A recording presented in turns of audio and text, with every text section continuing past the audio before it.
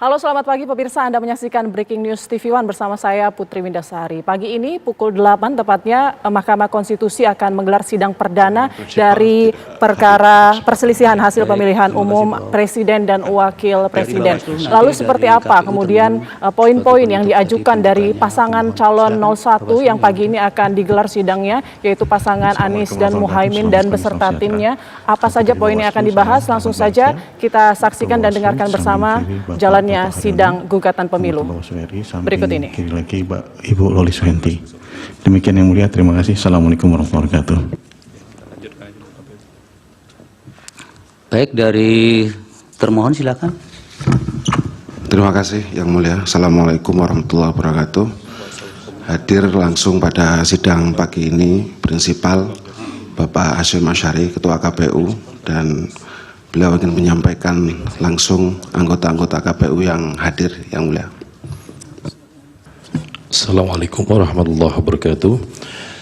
Yang mulia majelis, Prinsipal hadir, Mas Idham Holik, Mas Yulianto Sudrajat, Mas Agus Melas anggota KPU, dan saya sendiri Hasyim Asyari. Terima kasih. Assalamualaikum warahmatullahi wabarakatuh.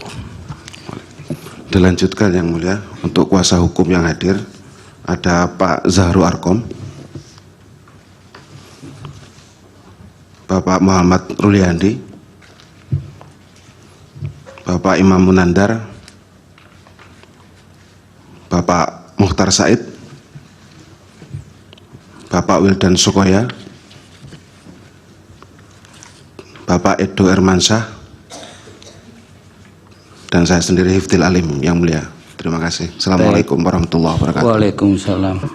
Baik, sebelum kita melangkah ke agenda persidangan pada pagi hari ini,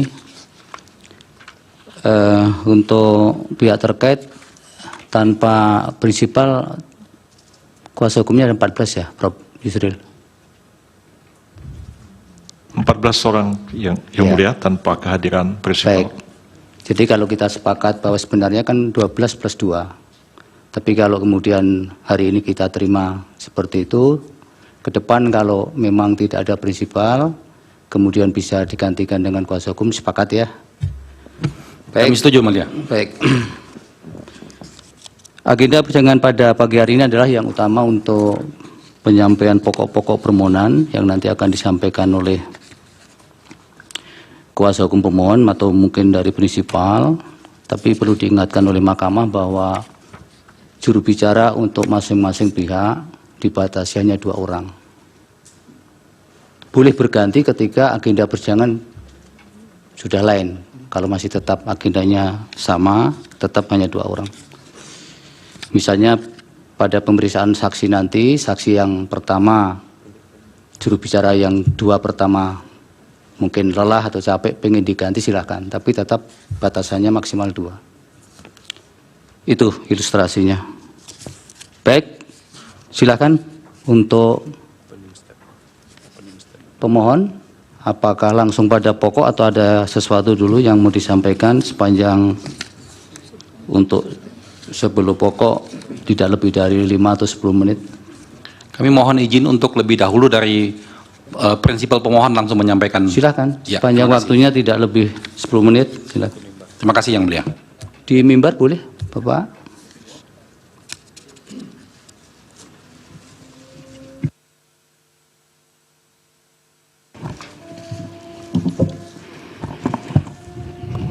Assalamualaikum warahmatullahi wabarakatuh.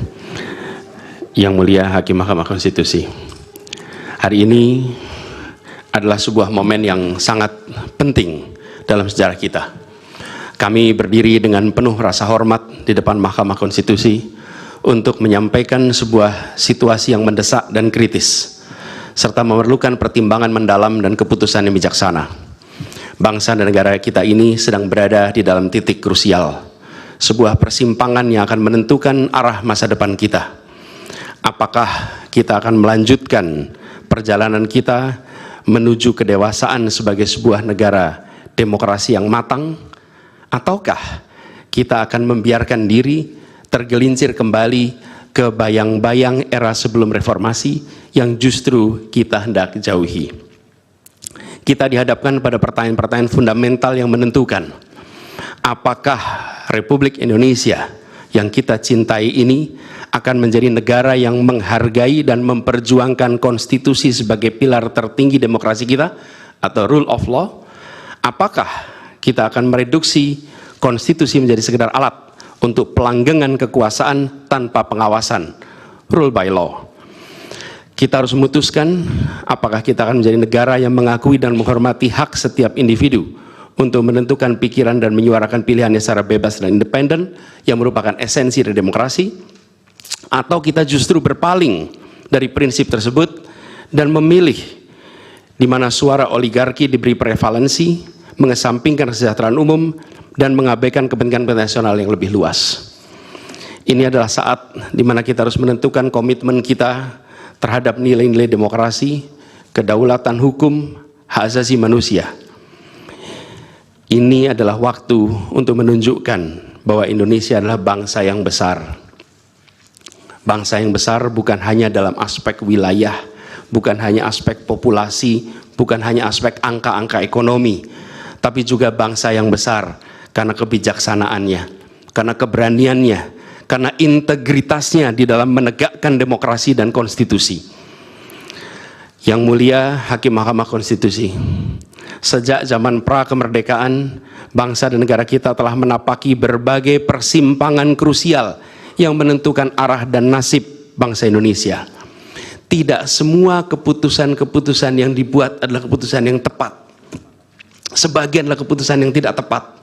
Dan itu dicatat di dalam sejarah kita. Semua yang terlibat dicatat sebagai bagian dari perjalanan sejarah Indonesia. Karena itu, saat yang berharga ini, kita juga dihadapkan pada kenyataan yang sama. Peristiwa yang sedang berlangsung hari-hari ini akan menjadi bagian dari catatan sejarah perjalanan Republik kita, sebagaimana perjuangan kita sejak pra-kemerdekaan. Ini adalah saatnya bagi kita di persimpangan yang kritis ini untuk mengambil pelajaran dari sejarah, berdiri dengan keberanian moral dan intelektual untuk menentukan masa depan kita dengan keputusan yang akan memperkuat pondasi demokrasi, memperkuat pondasi keadilan di dalam negara kita. Yang mulia Hakim Mahkamah Konstitusi, kita telah menyaksikan berjalannya satu babak penting dalam demokrasi kita bulan lalu, yaitu proses pemilihan umum yang angka suaranya telah diumumkan secara resmi oleh Komisi Pemilihan Umum. Tapi perlu kami garis bawahi dan kita semua sadari bahwa angka suara tak mutlak menentukan kualitas dari demokrasi. Tak otomatis mencerminkan kualitas secara keseluruhan. Setiap tahapan proses pemilihan, mulai dari persiapan awal hingga pengumuman, haruslah konsisten dengan prinsip-prinsip kebebasan, kejujuran, keadilan. Dan prinsip-prinsip ini bukan formalitas, ini bukan sekedar ada di teks, tapi ini pondasi esensial yang harus dijaga untuk membangun dan memelihara sistem demokrasi yang sehat, yang stabil, dan yang berkelanjutan. Pemilihan umum yang bebas, jujur, adil adalah pilar yang memberi legitimasi kuat pada pemerintahan yang terpilih, yang bisa membawa kepercayaan publik serta memperkuat pondasi institusi pemerintahan. Tanpa itu, legitimasi, kredibilitas dari pemerintah yang terpilih akan diragukan. Lebih jauh lagi, pemilihan yang dijalankan secara bebas, secara jujur dan adil adalah sesungguhnya pengakuan atas hak dasar setiap warga negara dalam menentukan arah dan masa depan negara mereka sendiri. Ini adalah wujud tertinggi dari kedaulatan rakyat, di mana setiap suara dapat disampaikan dan dihitung tanpa tekanan, tanpa ancaman, tanpa iming-iming imbalan. Pertanyaannya, apakah Pilpres 2024 kemarin telah dijalankan secara bebas, jujur, dan adil? Izinkan kami menyampaikan jawabnya, tidak. Yang terjadilah sebaliknya. Dan ini terpampang secara nyata di hadapan kita semua. Kita menyaksikan dengan keprihatinan mendalam serangkaian penyimpangan yang telah mencoreng integritas proses demokrasi kita. Mulai dari awalnya, independensi yang seharusnya menjadi pilar utama dalam penyelenggaraan pemilu telah tergerus akibat intervensi kekuasaan yang tidak seharusnya terjadi. Di antara penyimpangan yang kita saksikan adalah penggunaan institusi negara untuk memenangkan salah satu calon yang secara eksplisit tidak memenuhi kriteria yang ditetapkan. Terdapat pula praktek yang meresahkan di mana aparat daerah mengalami tekanan, bahkan diberikan imbalan untuk mempengaruhi arah pilihan politik, serta penyalahgunaan bantuan-bantuan dari negara, bantuan sosial yang sejatinya diperuntukkan untuk kesejahteraan rakyat, malah dijadikan sebagai alat transaksional untuk memenangkan salah satu calon. Bahkan intervensi ini sempat merambah hingga pemimpin Mahkamah Konstitusi. Ketika pemimpin Mahkamah Konstitusi yang seharusnya berperan sebagai jenderal benteng pertahanan terakhir menegakkan prinsip-prinsip demokrasi terancam oleh intervensi, maka pondasi negara kita, pondasi demokrasi kita berada dalam bahaya yang nyata. Lebih jauh lagi, skala penyimpangan ini tidak pernah kita lihat sebelumnya, Yang Mulia. Kita pernah menyaksikan penyimpangan seperti ini di skala yang kecil, pilkada, populasi kecil, tapi dalam skala yang amat besar dan lintas sektor baru kali ini kita semua menyaksikan. Karena itulah nanti izinkan kami nanti melalui tim hukum nasional dan Timnas Amin akan menyampaikan seluruh argumen dan bukti-buktinya atas penyimpangan dan pelanggaran kepada Yang Mulia Majelis Hakim Mahkamah Konstitusi ini. Kami, Waktunya 2 menit lagi. Yang Mulia Hakim Mahkamah Konstitusi yang kami hormati, kami muliakan. Apa yang kita saksikan ini bukanlah peristiwa biasa. Ini adalah titik klimaks dari sebuah proses yang panjang. Penggerogotan atas demokrasi, di mana praktek-praktek intervensi dan ketaatan pada tata kelola pemerintahan secara pelan-pelan tergerus. Oleh karena itu, Yang Mulia Hakim Mahkamah Konstitusi, di hadapan Yang Mulia, kini terbentang satu momen paling krusial dalam perjalanan demokrasi kita. Di pundak Yang Mulia terpikul tanggung jawab yang amat besar untuk menentukan arah masa depan demokrasi kita. Apakah kita akan melangkah dalam persimpangan jalan ini menjadi sebuah republik dengan rule of law atau rule by law? Demokrasi yang makin matang atau kemunduran yang sulit untuk diluruskan di tahun-tahun ke depan? Bila kita tidak melakukan koreksi saat ini, maka akan menjadi preseden ke depan di setiap pemilihan di berbagai tingkat. Bila kita tidak melakukan koreksi, maka praktek yang terjadi kemarin akan dianggap sebagai kenormalan dan menjadi kebiasaan, lalu menjadi budaya dan akhirnya menjadi karakter bangsa.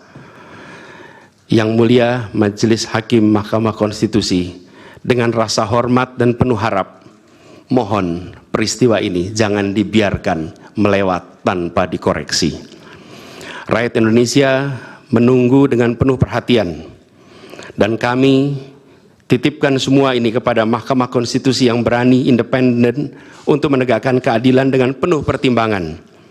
Kami mendukung Yang Mulia untuk tidak membiarkan demokrasi ini terkikis oleh kepentingan kekuasaan yang sempit, tidak membiarkan cita-cita reformasi yang telah lama diperjuangkan menjadi sia-sia. Tindakan dan keputusan Mahkamah Konstitusi terkait dengan jadwal pemilihan kepala daerah serentak serta keputusan penghapusan pasal pencemaran nama baik telah memberikan kepada kami harapan bahwa independensi, keberanian, ketegasan dalam menegakkan keadilan hadir kembali di Mahkamah Konstitusi ini. Kami memohon kepada Hakim Konstitusi yang kami muliakan untuk menerapkan kebijaksanaan dan keadilan dalam setiap keputusan perkara yang kami ajukan, menjadi penjaga yang teguh atas nilai-nilai demokrasi, dan memastikan bahwa konstitusi tetap menjadi panduan utama dalam membangun masa depan bangsa yang lebih adil dan sejahtera. Semoga sejarah mencatat dan menjadi saksi atas dedikasi dan komitmen Yang Mulia untuk mempertahankan integritas dan martabat demokrasi dan konstitusi kita. Kepada Hakim Mahkamah Konstitusi yang kami muliakan, harapan besar dan tinggi itu kami titipkan. Terima kasih. Assalamualaikum warahmatullahi wabarakatuh.